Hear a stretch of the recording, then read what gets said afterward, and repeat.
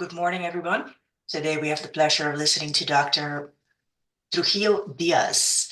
Dr. Trujillo Diaz completed his medical school at the Monterrey Institute of Technology and Higher Education in Monterrey, Mexico, and completed a subsequent postdoctoral associate at Yale University in New Haven, Connecticut. He did his intern year in general psychiatry at the University of Utah in Salt Lake City, and subsequently transferred to Brown University for completion of his general psychiatry residency. Then came to us for his child and adolescent psychiatry fellowship. His presentation today will be about internet gaming disorder. Please help me welcome Dr. Daniel Trujillo Diaz. Morning, everyone. Thank you for the introduction, Dr. Rittfeld.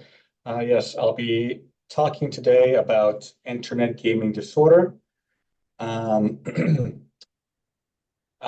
start off with the important financial disclosures, of which there are none. There is, however, a personal disclosure, and that is I enjoy playing video games.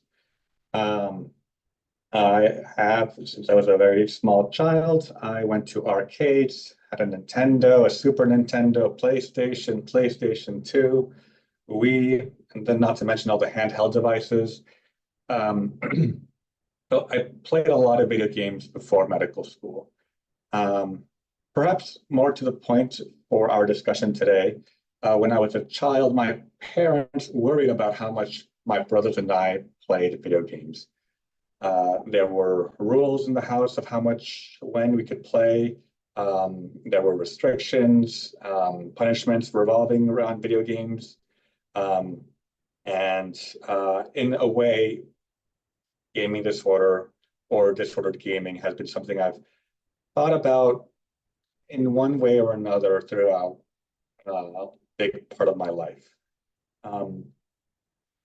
Throughout this presentation, I would invite you all to please reflect on how video games have impacted either you personally or the lives of family, friends, or patients as well.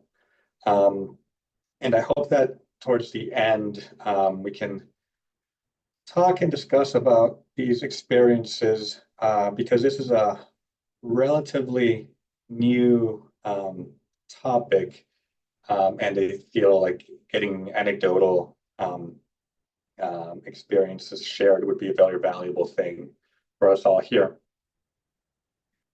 So for the learning objectives for today, will be first to review the history of gaming disorder and internet gaming disorder.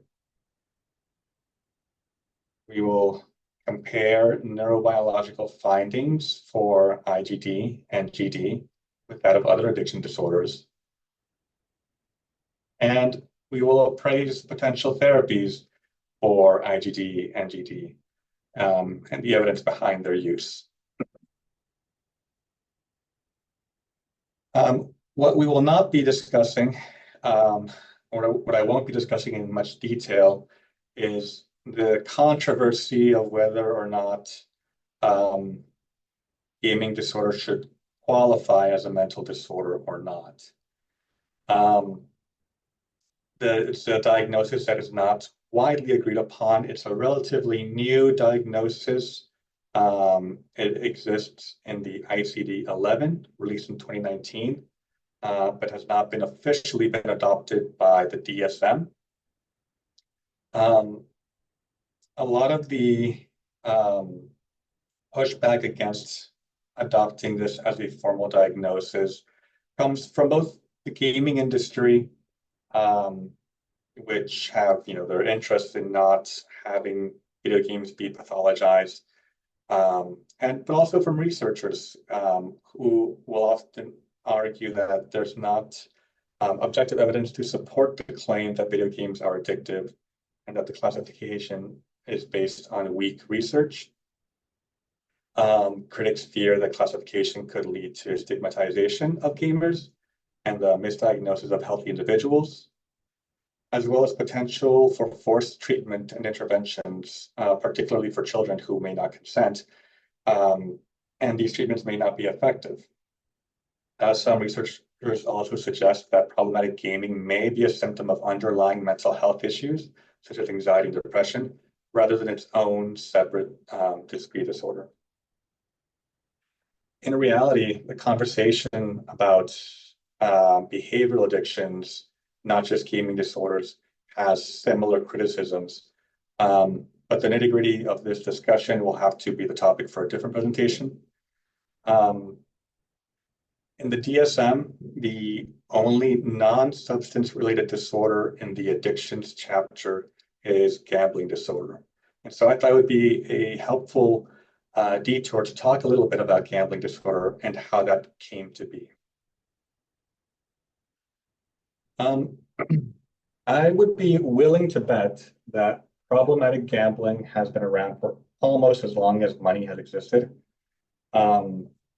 There are certainly art and literature and descriptions of problems with wreaked by gambling. Here is just an example of one of them. Gambler's Lament from ancient India dating back to 1500 BCE. It's a 14-verse poem depicting a man's essentially downfall with gambling and the problems it wreaks with his wife, his loved ones, being alienated by his mother-in-law, wife, and family. At first, seeking out the gambling, rolling of the dice as a pleasurable activity, and then slowly becoming more and more frustrated and dysfunctional from it, essentially. It mentions a lot of points that are related to how we understand pathologic gaming today, or pathologic gambling, sorry.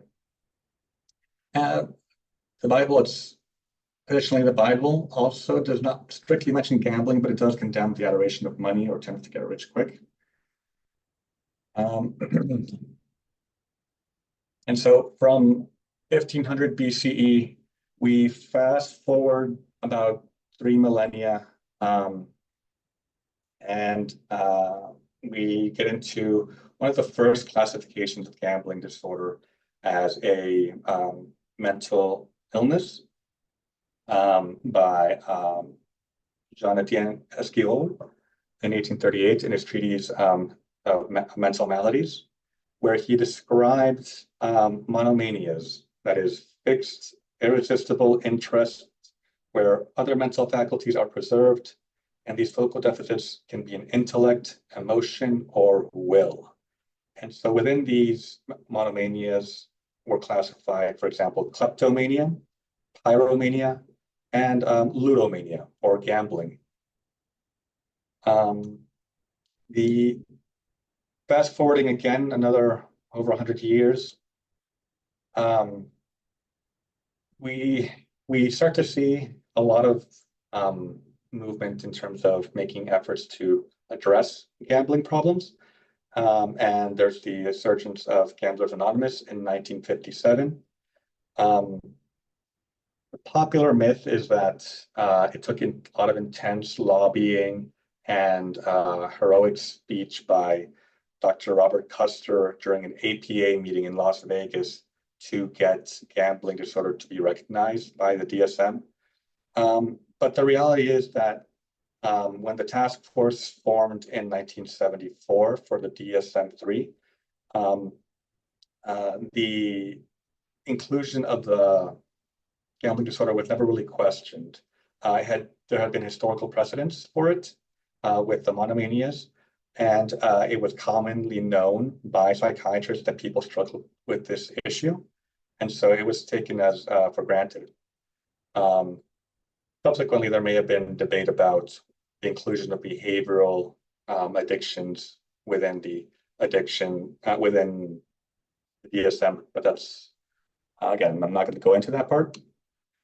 I thought it was interesting that the irresistible impulse that was first described by Dr. Esquirol, and it was used in the first draft of the nomenclature, was essentially repealed by the American Association of Psychiatry and the Law, where they stated in 1977 that it is strongly recommended that the expression irresistible impulse be deleted from the DSM-3 draft wherever it appears, and the words failure to resist an impulse substituted.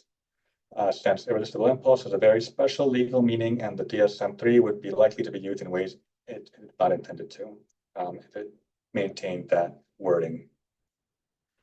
But all told, in 1980, pathologic gambling diagnosis was included in the DSM-3 under impulse control disorders not elsewhere classified.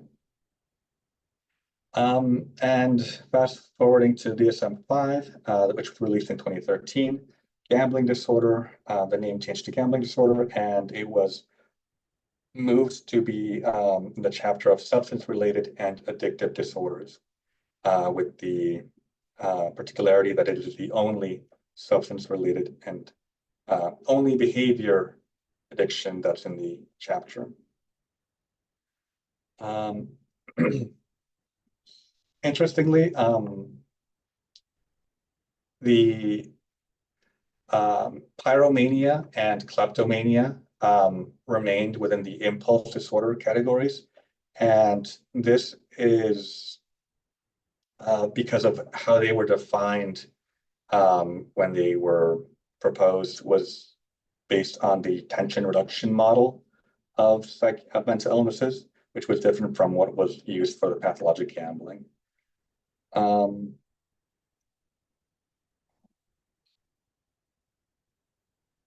So let's go into gaming as a disorder then.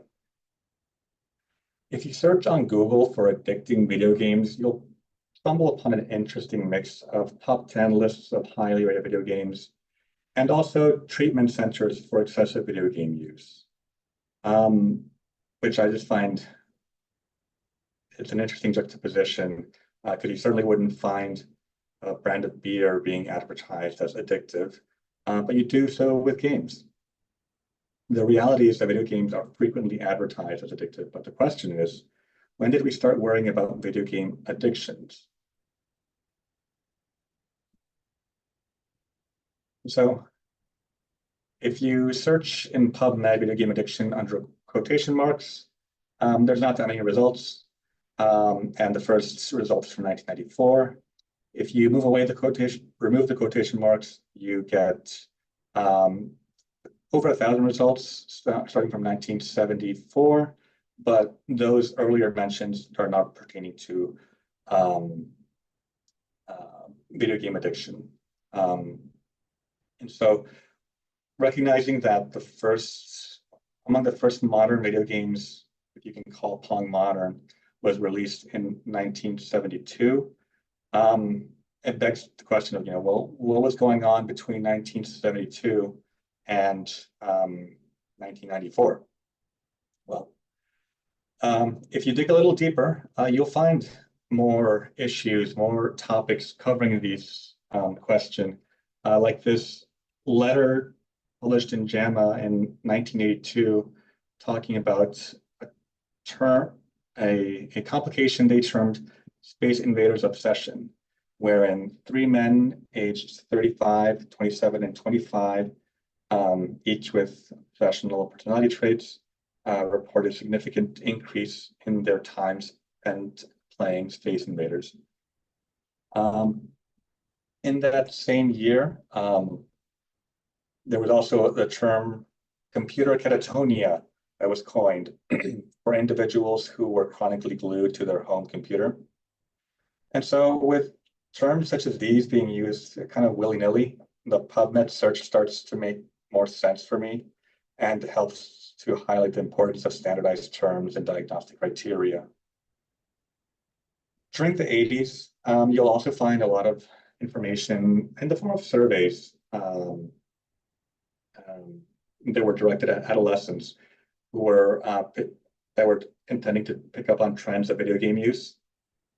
One such sample, for example, had 13% of adolescents considered as heavy users, meaning that they sacrificed buying food, clothes, cinema visits, and sporting activities to play arcade machines. Another sample showed 26% of secondary school students used part or all of their lunch money to finance gaming.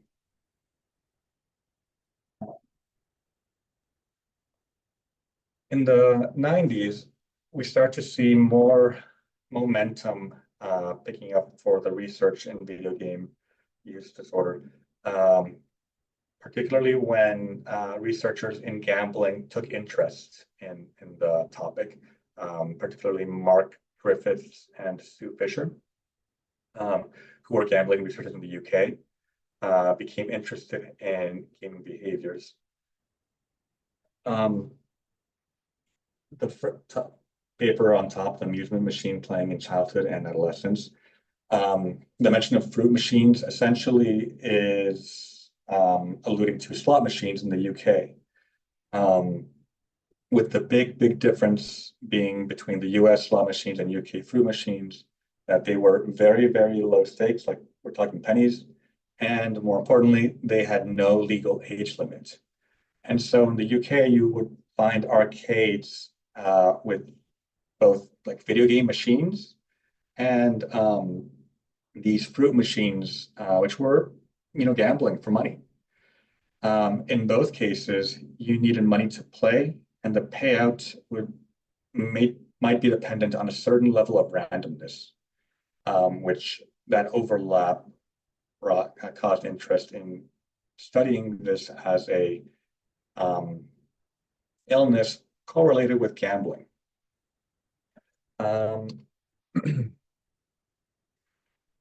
The paper published adopted criteria from the DSM-3, in which one might ascertain addiction to amusement machine play, whether it's fruit machines or arcade machines. And this was a very pretty significant. Just the criteria were very much similar to the DSM-3 criteria for pathological gambling. There wasn't much of a difference made at that time. And they also proposed a developmental model that would link television addiction in childhood, subsequently developing into video game addiction, then fruit machine or gambling addiction, and then more pathologic gambling behavior. Each time there'd be an increased engagement of the patient, of the subject. And so it's kind of a slippery slope kind of argument that they were making. And so as of the year 2000, gaming kind of started changing pretty rapidly, evolving in how you played games, particularly with the boom of online gaming. And in these games, there grew a large sense of community and belonging, which for many also meant wanting to stand out in their community. For example, being the strongest, the highest level, having the coolest gear, and essentially wanting to show certain status symbol through your prowess in the video game that you're playing. One of the bigger studied games, one of the more popular ones, was World of Warcraft, released in 2004, which is still going to this day. But another significant change that we observe is the rise of mobile gaming, where you don't need to be at a set place, like at a desk or at an arcade, to be playing games. You have your phone on you, or whether it was a Game Boy or whatever it may be. You can play games whenever you want.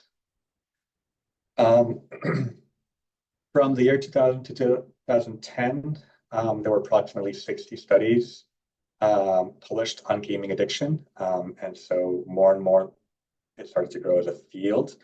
And the vast majority of these studies examined addiction to what's called MMORPGs, massively multiplayer online role-playing games, wherein you play an avatar, you customize that avatar of yourself, and then go on adventures and collect items and try to be strong monsters as a community. You join guilds with other members. And so the that sense of community, I think it really had a significant impact on how internet gaming disorder has become more widely regarded. At this time, studies started to become a little bit more complex, still not very robust. The evidence was still largely poor, but no longer were studies just using self-report methodologies, but you could find people, using place-on-the-graphic measures, psychometric testing, medical examinations, imaging findings, EEG, and genotyping. Here, for example, this study from 2007 looked at excessive computer gaming and television exposure on sleep patterns. And it showed that video games, not TV, reduce slow sleep wave, prolonged sleep onset, and declines in verbal memory performance. Caveat being it was an N of 11, a very small sample.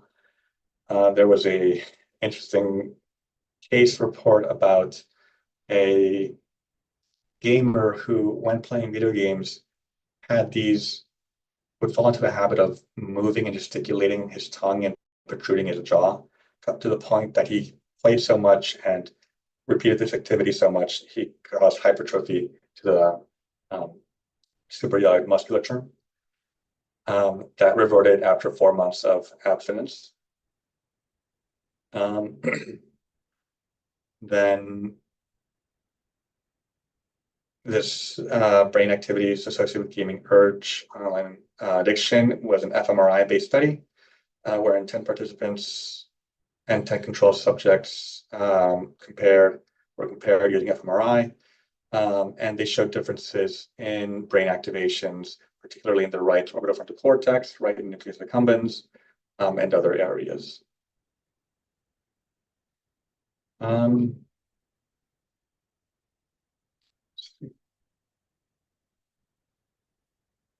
And so in the 2000s, more studies started picking up, started being taken more seriously. Also, I think worth mentioning is that gaming, not just the game itself became more complex, but the business model started to change significantly. And so with the online games, you started following a subscription model instead of having a one-time purchase and owning the game forever. You paid month by month to be a part of this community that you are now invested in. And then microtransactions were a form of getting you to pay money for in-game currency.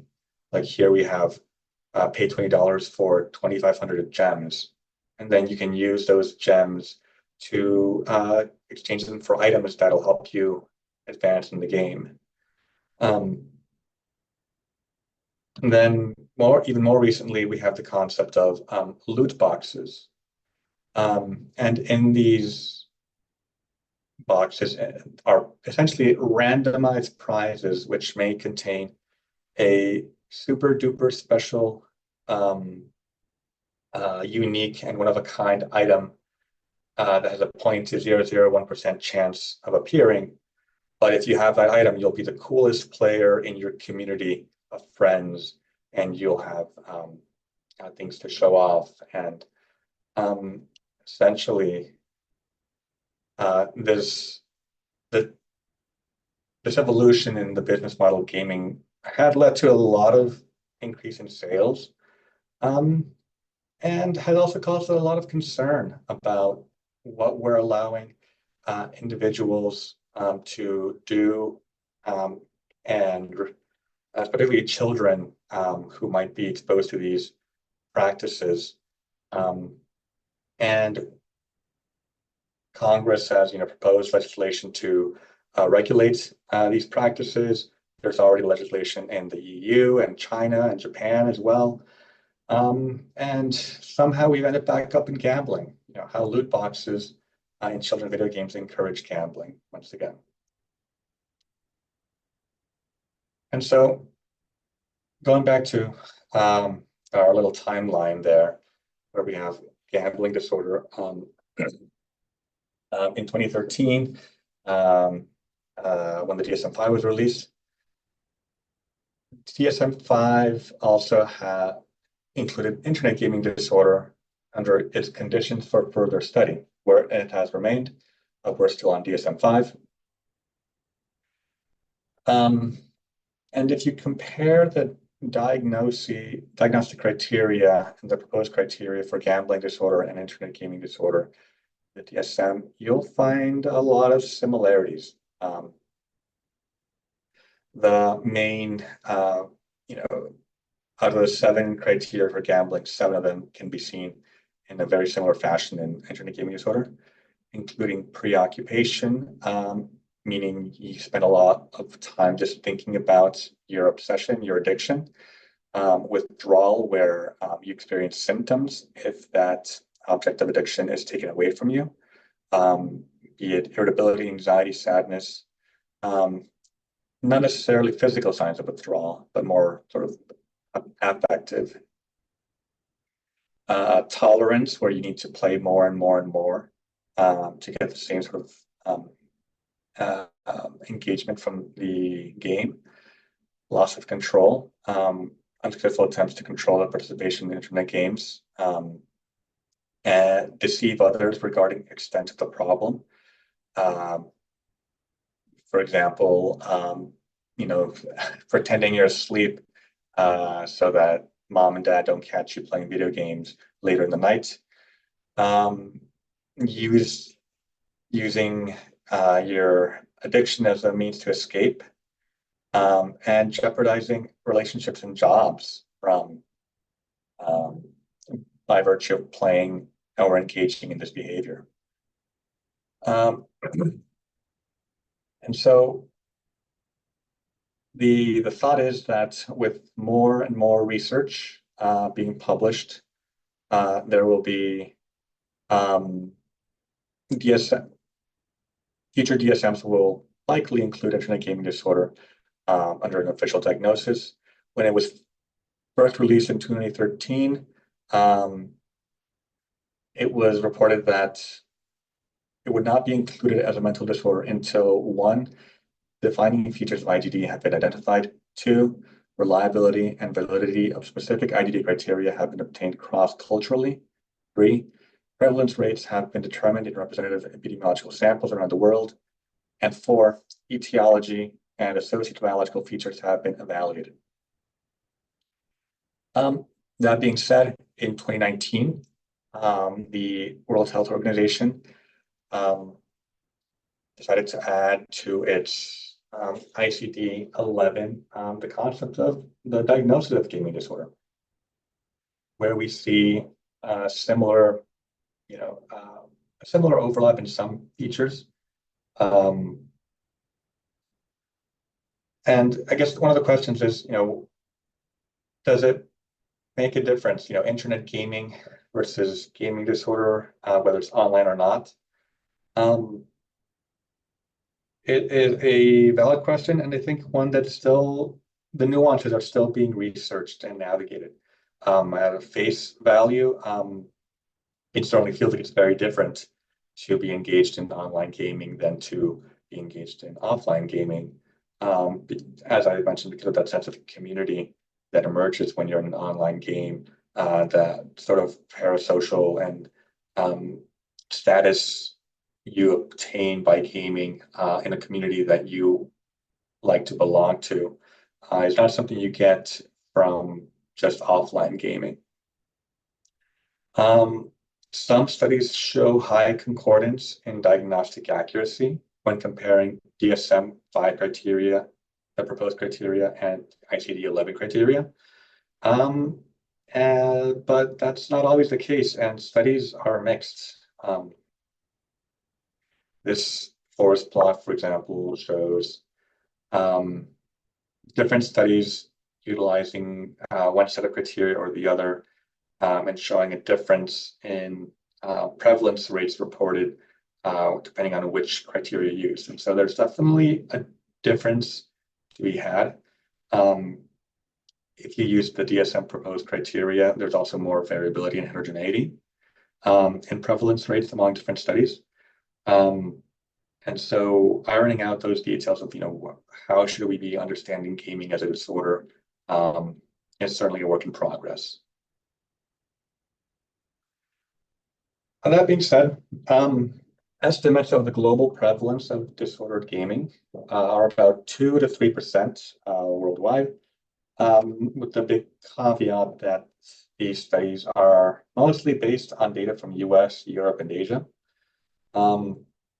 And when you take more stringent criteria and only include, higher quality studies, um, your collection of studies becomes your pool of studies becomes much smaller, and you end up with a prevalence of 1.96%, but with a confidence interval of 0.2 to 17.2%. So highly variable, and a lot of that variability that we find will be based on the screening tools that were used, with 70% of variability accounted for by screening tools.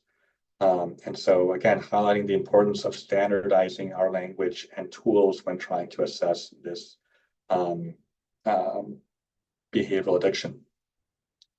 Generally, what has been more consistent has been that the rates of gaming disorder in males is 2.5 to 1 in favor of males compared to females, with higher prevalences observed in adolescents.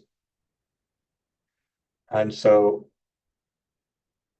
when we order the different studies of prevalence by year, we see an increase in the reported prevalence over time. And interestingly, this study stopped at 2020. And I'm very curious about how this will look like following COVID, COVID pandemic, because there are certainly several case reports documenting worsening gaming behavior as a result of, isolating and lockdowns. And so how many of those people recovered, how many remained addicted, we don't know. Other trends that we know include, for example, yeah, types of patients with gaming disorder can be broadly classified into impulsive males with ADHD, dysphoric patients with dysfunctional coping skills, and 3, isolated patients with social anxiety. Again, this are just a sort of a early attempt to categorize different gaming disorder phenotypes, but we're still far ways off from being definitive here. Internalizing disorders were more closely correlated with MMORPGs, like I was talking about the World of Warcraft and that sense of community, compared to externalizing disorders.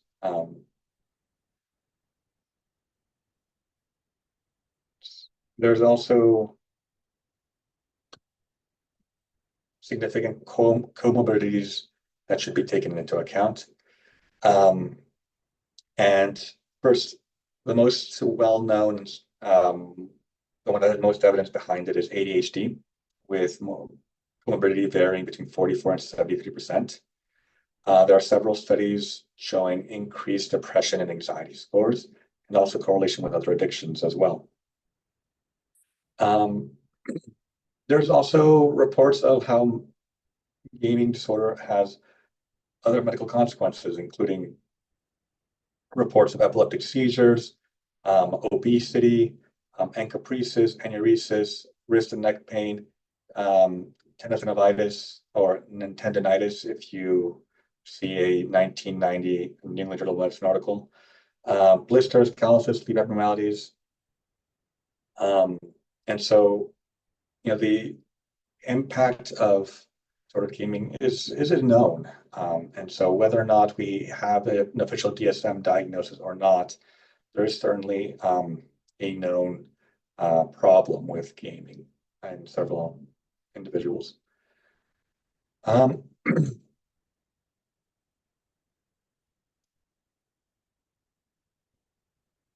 So moving on then to the neurobiology of gaming. I wanted to first briefly review the brain's reward circuitry before going over specific findings in gaming disorder. At the center of it all, this is sort of a simplified understanding. I'm not going to go into spiny neurons, the striatum, or the tonic versus sporadic firing of dopamine neurons. I'm going to keep it relatively simple because that's the extent to which gaming disorder findings are covered at this point in time. And so at the center of it all, you have the dopaminergic mesolimbic system with projections from the midbrain dopamine neurons of the ventral tegmental area to the striatum, prefrontal cortex, amygdala, hippocampus, and other limbic structures. Rewarding stimuli activates the mesolimbic system, increasing dopamine in different targeted nuclei, including the NAC, nuclear accumbens, which and the ventral striatum, and believed to be the major substrate involved in processing rewards. Dopaminergic projections also go to the dorsal striatum, which is involved in action selection and initiation components of decision making, in addition to controlling habitual behavior. And so the reward system determines whether stimulus should be avoided or approached. Biological drives such as eating, drinking, and sex produce natural rewards. And what we see in addictions is the hijacking of this system by offering rewards without an obvious biological function. And then as addictions become more severe, certain pathways become strengthened in the brain, which are represented in the bolded arrows, and while others are weakened, represented by the red arrows. And then increased activity in the dorsal striatum causes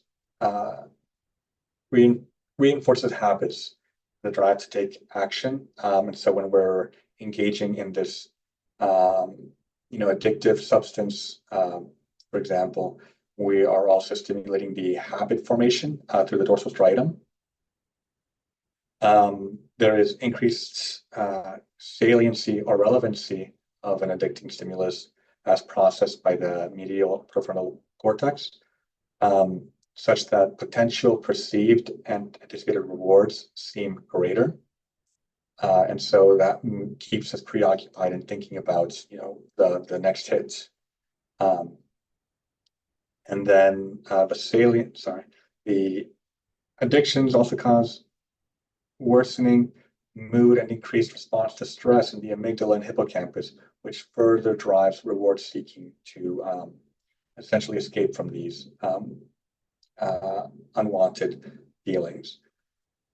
And whether it's the anti-reward system in the habenula or the executive functioning in the prefrontal cortex, these regulatory mechanisms are often downregulated in addictions. And so in a nutshell, this is sort of the what we're seeing in addictions, mostly mediated through D1 receptors.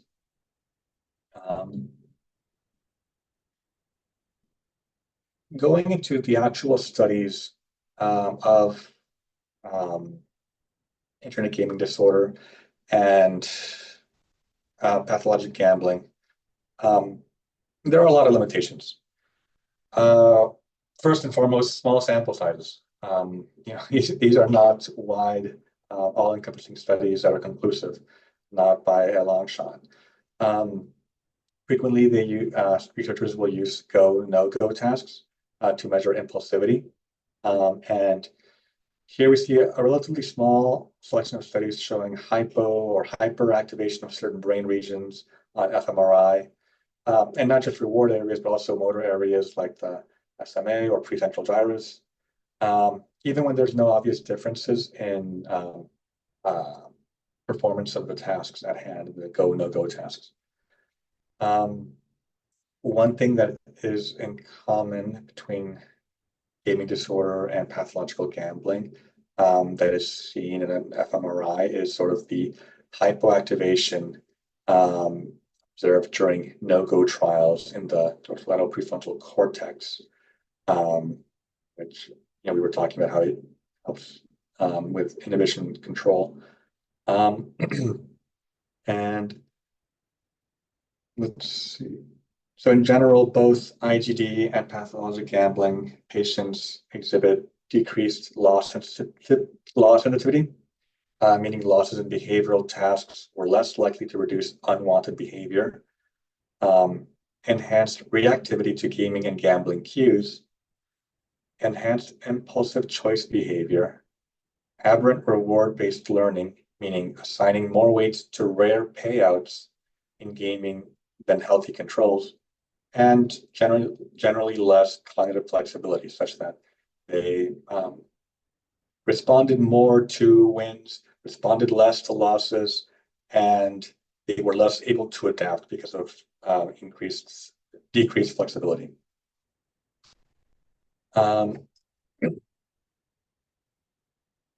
There are also a number of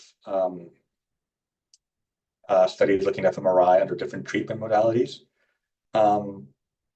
And so just quickly going over them, it's the same issues. These are relatively small studies, looking at different brain regions through different interventions, be it a specific group therapy called CBI, or just changes after a year of not exhibiting any symptoms to changes in the brain go back to where they were, which according to a study by Wang et al. In 2019, there is more normalization of observed aberrations from gaming disorder. And there's also machine learning studies looking at prediction of who will respond to treatment. But again, I really want to emphasize this is all pretty in its infancy. There's small sample sizes, and additionally, there's also a lot of issues with these samples being used using internet addiction more broadly in some cases instead of internet gaming disorder. And that's sort of a recurring theme in a lot of these studies. There are also studies looking at gaming disorder and EEG. And this table kind of summarizes these studies. Again, these are very small samples. I believe that in all these studies, the range of sample was between 18 and no more than 34. But there is some, at least there are some signals showing differences, including increased slow wave activity in IGD, and lower absolute beta power on EEG studies, which I'm not a neurophysiologist by any stretch of the imagination, but beta band absolute power refers to total energy or intensity of brain activity within a frequency band measured in microvolts squared. And interestingly, this absolute beta power is actually seen to be elevated in disorders like alcohol use disorder, ADHD, and depression, while in gaming disorder, it's actually lower than healthy controls. And there's also data on evoked reaction potentials which I don't know if I have time to get into. Suffice it to say that there are certain markers which show promising signs for their association with internet gaming disorder, including N200 and P300. This basically refers just to the N200 is a negative polarity about 200 milliseconds after a queue in a task or no go task. P300 positive polarity at 300 milliseconds. Again, these studies were all pretty small. In terms of treatment for IGD, again, where the evidence is limited, it's poor. And most of the studies that are RCTs have low-grade evidence, which is just only one step above very low. There is one study that looked and talked about moderate evidence, looking at short-term CBT, which showed improved results compared to waitlist control group, which again, waitlist control group is not the best intervention either. And this is looking at medications. And so initially there were just pre and post studies, which showed some response, but there was no real control group. Then future studies with the use of control groups, evidence base is still pretty low. What's been most well documented is the evidence for Wellbutrin or bupropion.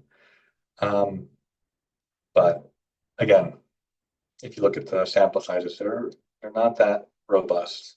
And the treatment duration is also very low. And there's no follow-up period longitudinally to see if patients remained in remission. And then emerging treatments, there's transcranial, direct current stimulation targeting the DLPFC based on literature and used in other addiction studies, which there's one study with an N of 15, which showed some improvement. RTMS, there's a case report of a 21-year-old showing increased improvement of gaming disorder through RTMS. There's also a lot of literature coming from China about the use of acupuncture and electroacupuncture for gaming disorder, with evidence showing improvement in symptoms compared to CBT. So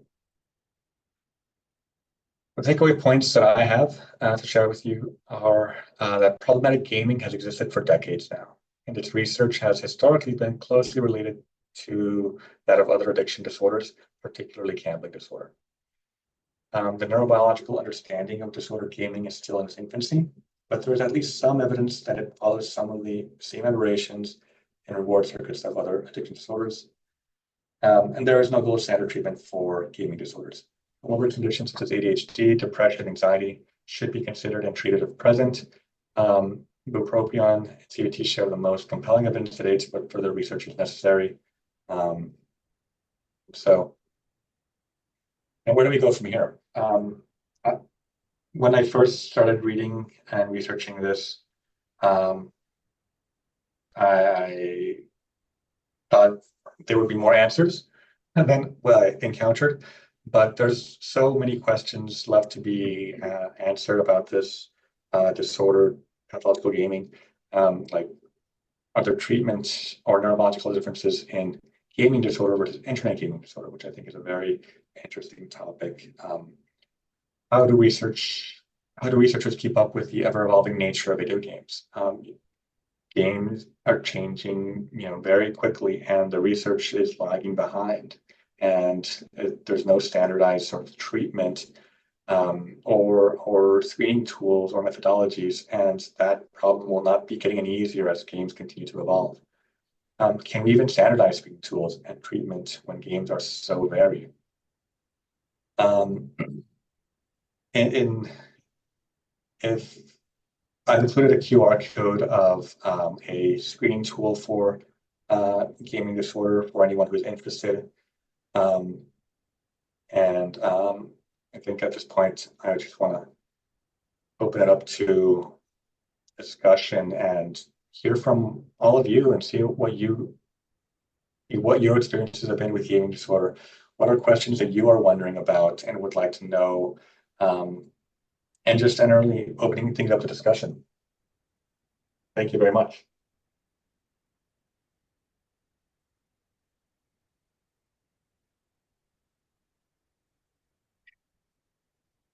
Thank you, Daniel. That's quite interesting.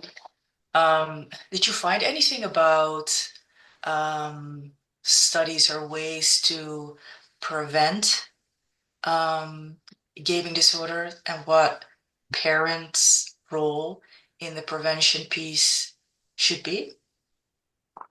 Yeah, so broadly speaking about risk factors, there are things we can change, like uh, young adolescent males are sort of the highest risk factor.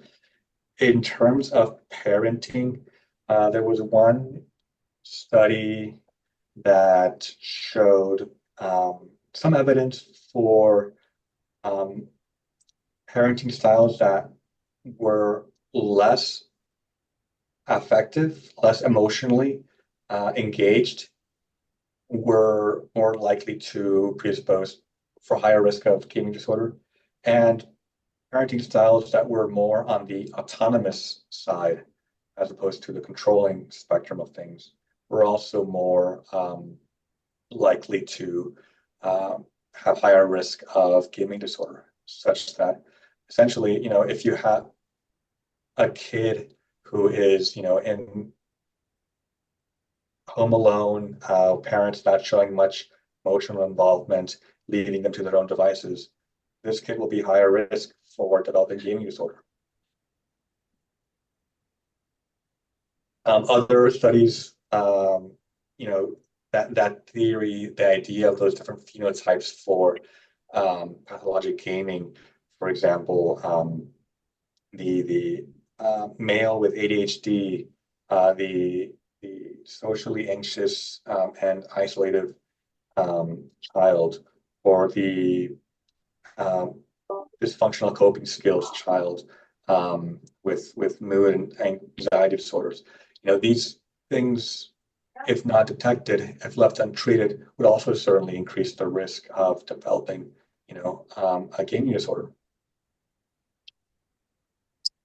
The accessibility to these games seems, of course, very high. It makes sense to me that a permissive parenting style compared to a authoritative parenting style would be higher risk.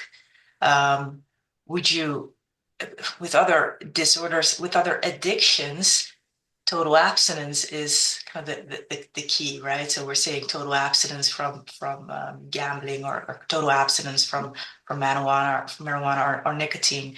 Would you recommend total abstinence from gaming, or are there any advantages to being exposed to gaming? So, the research is lacking in that particular question. Um, Certainly, there are benefits to engaging in games, particularly through the social community and involvement, and it cuts both ways. Um, I think for me, those questions about what do we do? Does is once a disordered gamer always a disordered gamer? Is that true?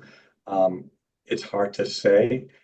There's so much variability in different games that um, I would I would guess that um, if someone's addicted to, for example, massively multiplayer online role-playing games, MMORPGs, um, then certainly yes, abstaining from that kind of game would be appropriate. Um, does that mean that child should abstain from all kinds of games? I don't necessarily think so, but the jury's still out. We don't know. Thank you. Daniel, with the high prevalence rate of comorbid ADHD and what we know about treating ADHD and decreasing the risk of a substance use disorder developing, and you look at the research that's been done looking at bupropion and just a small study looking at treatment for ADHD, if you were to go forward kind of designing a research project, which road would you go down looking between antidepressant use or stimulant use for treating this disorder? I think I would first want to make sure as much as possible that the sample I'm working with is ideally a pure gaming disorder sample, with no comorbid depression or ADHD. But I do think that this sort of impulse control, these deficiencies in impulse control, and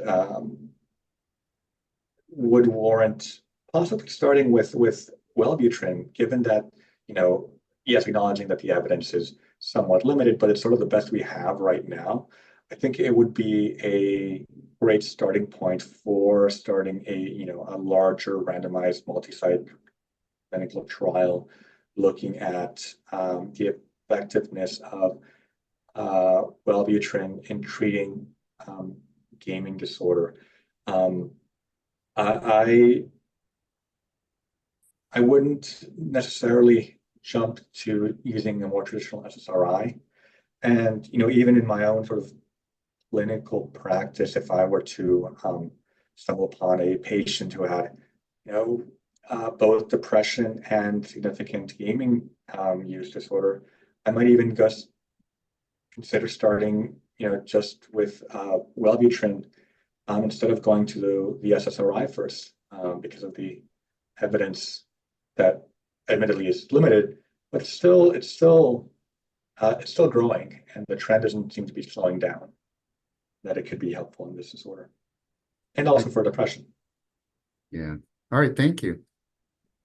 Thanks.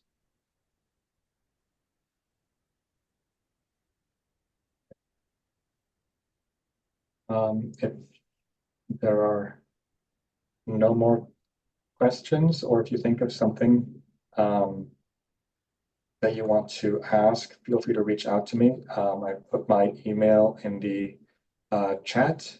And thank you all for being a part of this, and hope you have a wonderful rest of your day. Thank you. Thanks. Thank you.